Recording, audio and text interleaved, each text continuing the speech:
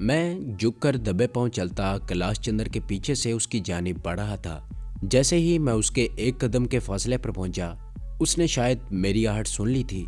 उसने पलट कर मेरी तरफ देखा। उसने शायद मुझे पहचान लिया था। वो मुंह से कुछ बोलने ही वाला था कि मैंने उसकी गर्दन अपनी गिरफ्त में ले ली और बाएं बाजू के शिकंजे में कसकर इतनी जोर से झटका दिया कि पहले तो मुझे लगा कि उसकी गर्दन अलग हो गई है, मगर गर्दन अलग नहीं हुई थी। मैंने उसे वहीं जमीन पर लटाकर उसकी गर्दन को टटोला।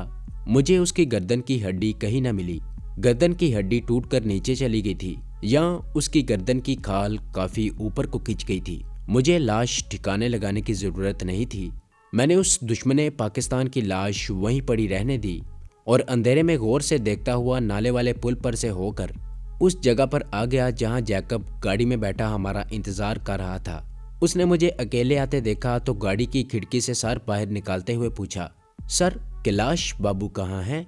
मैंने उसे कहा, वो कर्नल साहब के पास है, तुम भी आ जाओ, कर्नल चड्ढा ने तुम्हें भी बुलाया है। मैंने जैकब को ज्यादा दूर चलने की तकलीफ न दी।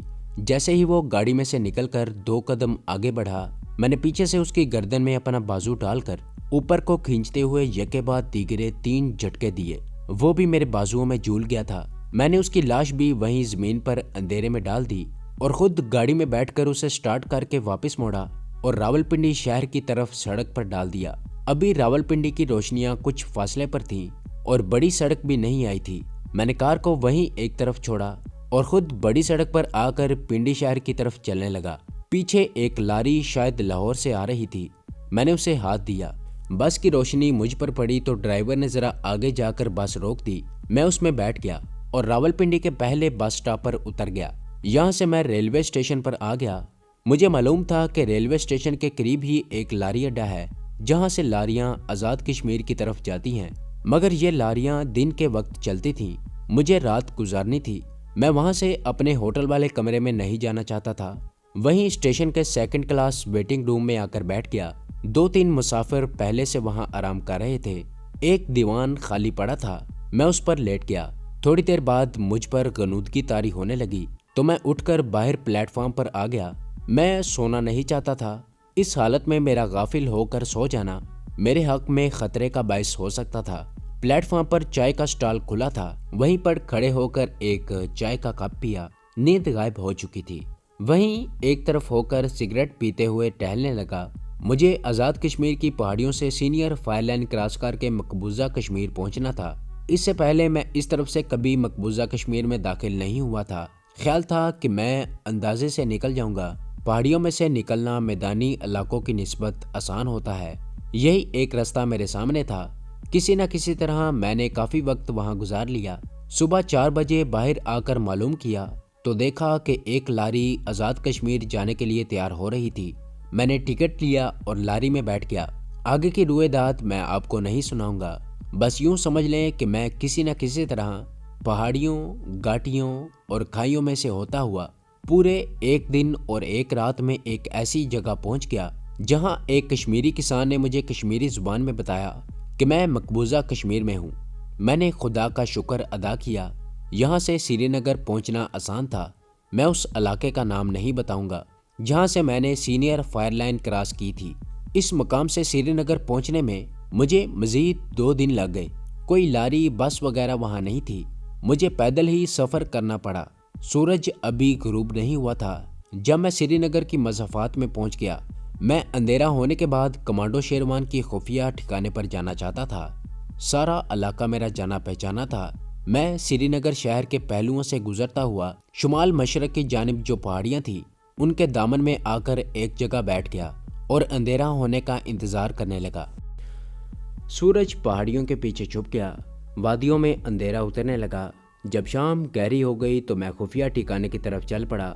रास्ता मुझे मालूम था। 2-3 घाटियों में से निकलने के बाद जब खुफिया ठिकाने वाली पहाड़ी का मोड़ आया तो मैं एक चट्टान की ओट में होकर अंधेरे में उन दरख्तों की तरफ गौर से देखने लगा जिनके पीछे मुजाहिदीन का हाइडआउट था। ऐसा मैंने एहतियात के पेश नज़र किया था क्योंकि कश्मीर में जंग लड़ी जा रही थी और हालात कोई भी शक्ल इख्तियार कर सकते थे।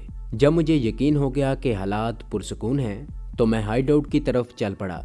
अभी मैं दरख्तों के करीब ही पहुंचा था कि अचानक किसी ने पीछे से मेरे कंधे पर हाथ रख दिया।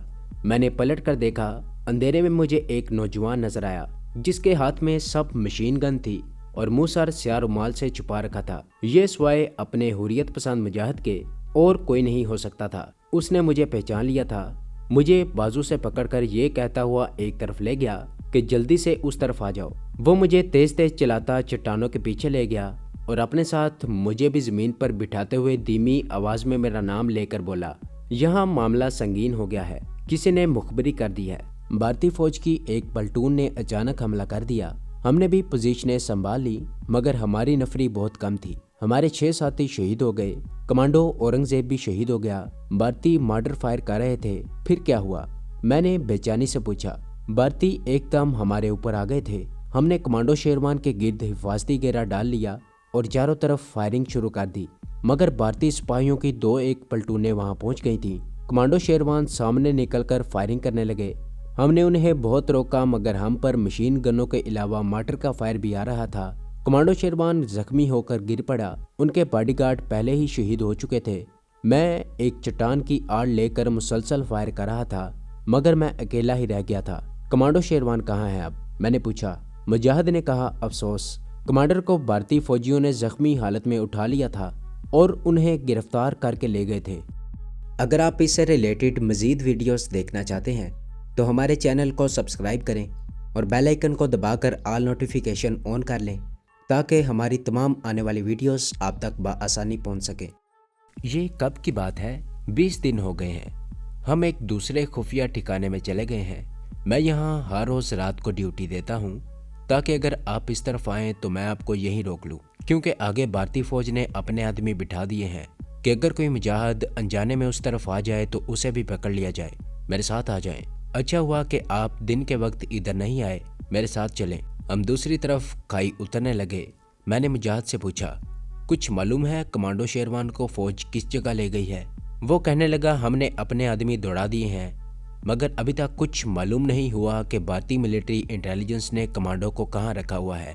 पहाड़ियों और घाटियों में से गुजरते हम वादी की दूसरी जानिब एक बहुत बड़े पहाड़ के पास आकर रुक गए। यहाँ अंधेरे में से कुछ मुसल्ला मुजाहिद निकलकर हमारी तरफ बढ़े। मेरे साथी मुजाहिद ने उनसे कहा, सब ठीक है? पहाड़ के अंदर एक कुदरती गार था। उस गार में मुजाहिदीन ने अपना नया खुफिया ठिकाना बनाया हुआ था। ये मुजाहिदीन कश्मीरी कमांडो थे जिनका काम खाद लगाकर भारतीय फौजियों के सप्लाई ले जाने वाले ट्रकों पर हमला करके उन्हें तबाह करना, भारतीय फौजियों को हलाक करना और रात को भारतीय फौजियों के असला खानों और पेट्रोल के जखायर को उड़ाना था। कमांडो शेरवान हमारा कमांडर था।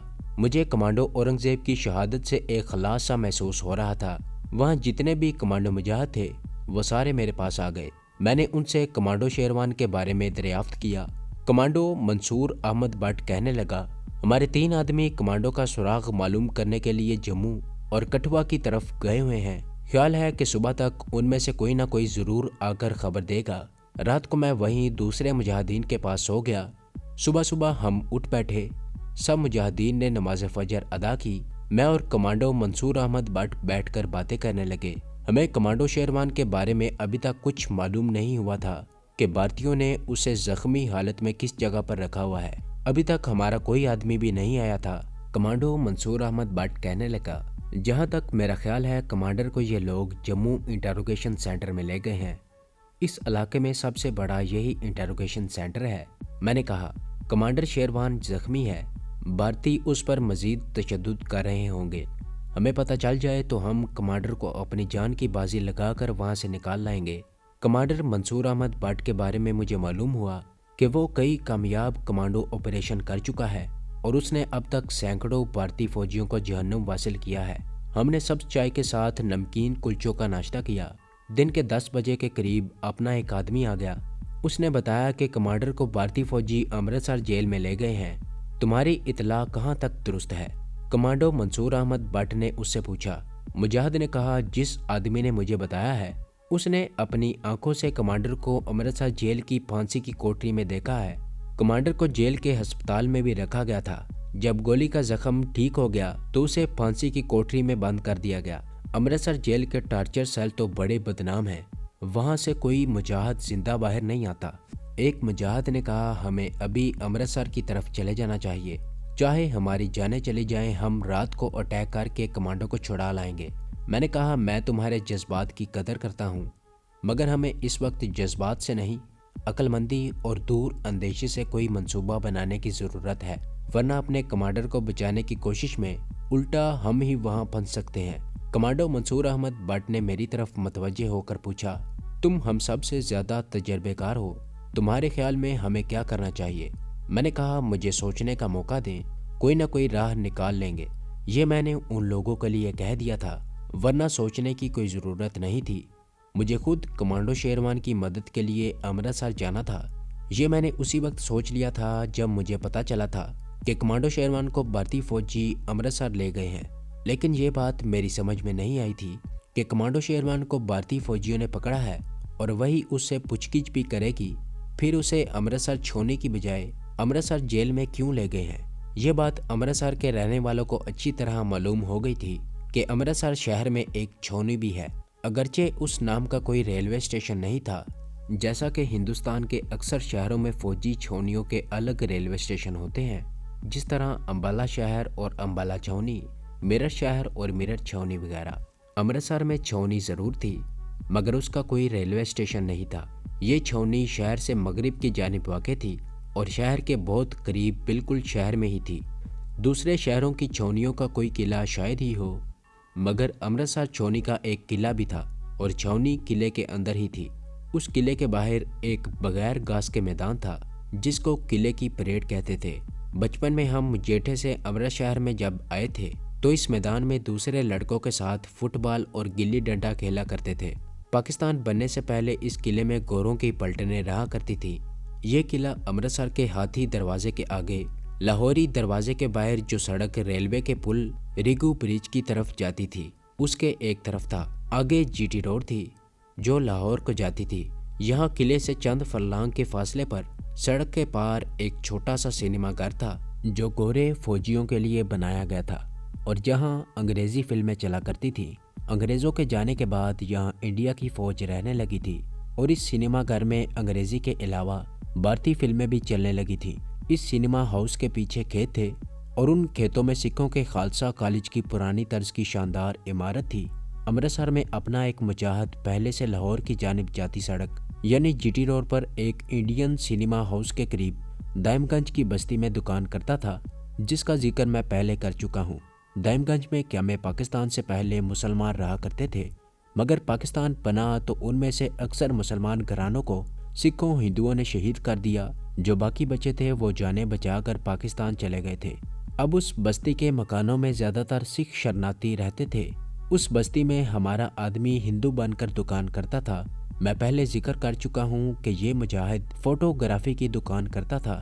یہ میں نے فرضی طور پر کہہ دیا تھا، حقیقت میں وہ کوئی اور کام کرتا تھا۔